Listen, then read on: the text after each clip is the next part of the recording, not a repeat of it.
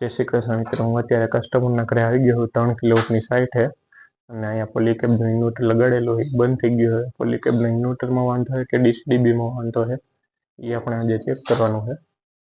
સમજો અહીંયા આજે પોલીકેબનું ઇન્વર્ટર અને ડીસીડીબી અને એસીડીબી બે ઓન જ છે, પણ અત્યારે પોલીકેબના ઇન્વર્ટરમાં કંઈ પાવર બાવર આવતો નથી. એટલે હવે ઉપર ચડીને જોઈશું વાંધો છે. હવે અહીંયા એને આ ડીસીડીબી ખોલી નાખ્યું છે. એમાં તો ન હોય, એમાં પાવર ન આવે. હા, અહીંયા જે આ એસપીડી રહી ને એસપીડી જો એક ને લાલ કલરની થઈ ગઈ છે, એ ઉડી ગઈ છે. તમે તમને કીધું તો એસપીડી ઉડી ગઈ. અને આ લીલા કલરની એસપીડી છે એ ચાલુ છે. ઉડી ગઈ.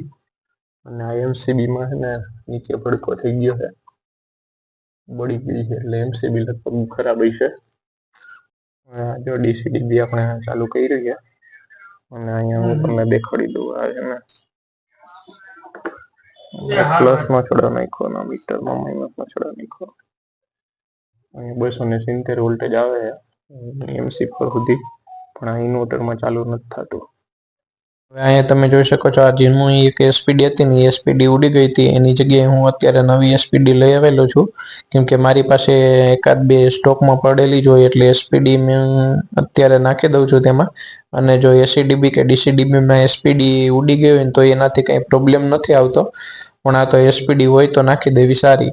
મેં પોલીકેબના ઇન્વર્ટરના જે એન્જિનિયર છે તેને ફોન કર્યો હતો, તો તેને કીધું કે મારે ટૂંકમાં ડીસીડીબીના positive to earthing, negative to earthing અને પોઝિટિવ નેગેટિવમાં કેટલા વોલ્ટેજ આવે છે તે બંને, અને તેની સાથે સાથે એસીડીબીમાં કેટલા વોલ્ટેજ આવે છે, અને એસીમાં ફેઝ ટુ ન્યુટ્રલ ને ફેઝ ટુ અર્થિંગ અને ન્યુટ્રલ ટુ અર્થિંગનો એક વિડીયો બનાવી લેવાનો છે. એટલે